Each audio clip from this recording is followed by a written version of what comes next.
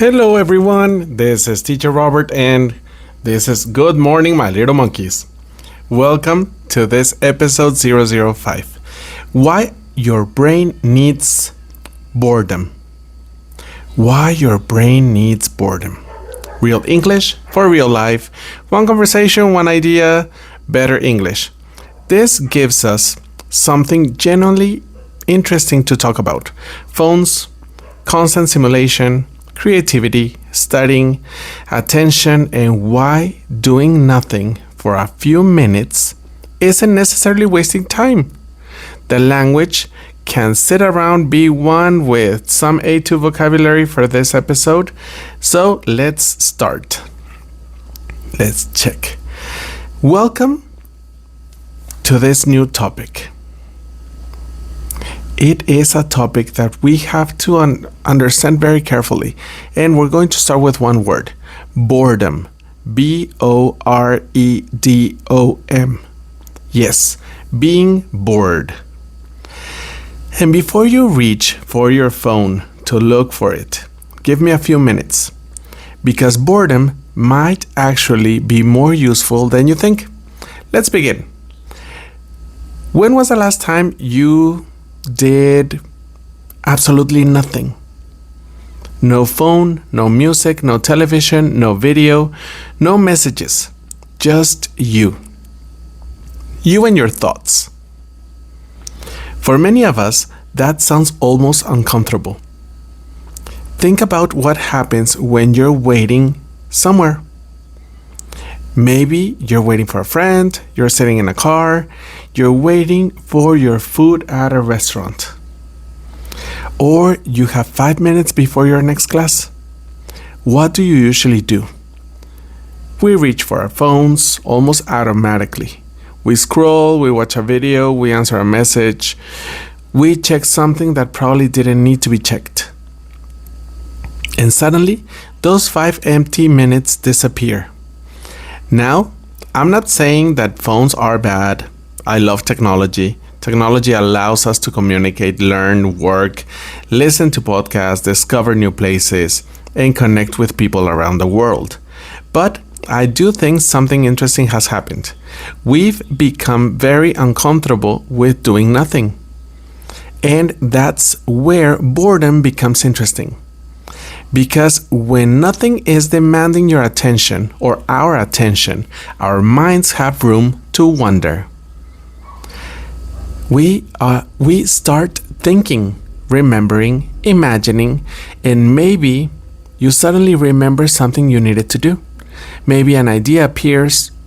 Maybe you start thinking about a problem differently. Maybe you notice something around that you hadn't noticed before. Maybe you want to start a new project. And sometimes you simply rest. That's valuable too. Think about creativity. Some of our best ideas don't arrive when we're desperately trying to find them. They appear in the shower, while we're walking, while we're looking through the window, while we are sitting quietly with a cup of coffee. Why?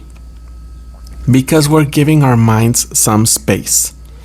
And I think there's a lesson here for learning English too. We often think that learning means constantly putting more information in our brains. Another video, another vocabulary list, another exercise, another podcast. Although, please keep listening to this one, okay? Learning, you have to listen to this podcast because you're learning English. So, learning also requires time to process information. You learn a new word, you hear it again, you think about it. Maybe later you remember it during a conversation, and eventually that word becomes part of your English, part of your vocabulary. Learning isn't only about collecting information. We have to use it. We have to think with that information.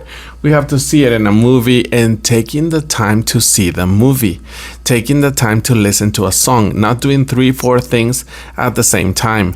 It also is giving us that information a way to go, a way to use it, a way to recover it from the back of our brains. So here's a little experiment.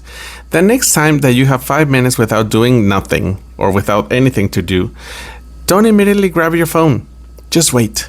Look around, think, let yourself be bored for a moment. Maybe nothing happens. That's perfectly fine. But maybe you'll have an idea. You'll remember something important. You'll notice something beautiful. Or you'll discover that spending a few minutes with your own thoughts isn't so bad after all. We spend so much time filling every quiet moment. Maybe occasionally we should leave a little empty space. Because sometimes an empty space is exactly where a new idea begins. Today we learned some vocabulary. Bored. When you don't have anything to do. Anything interesting to do. Like, I'm bored. There's nothing to do. Okay, that's also an expression. I'm bored. The movie is boring. In a level B1, we have attention. That is the act of focusing on something. We have wonder. W-A-N-D-E-R. That is to move without a specific destination. Process.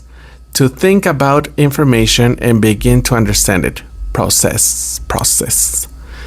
We have stimulation as well, something that keeps your brain interested, active, or excited.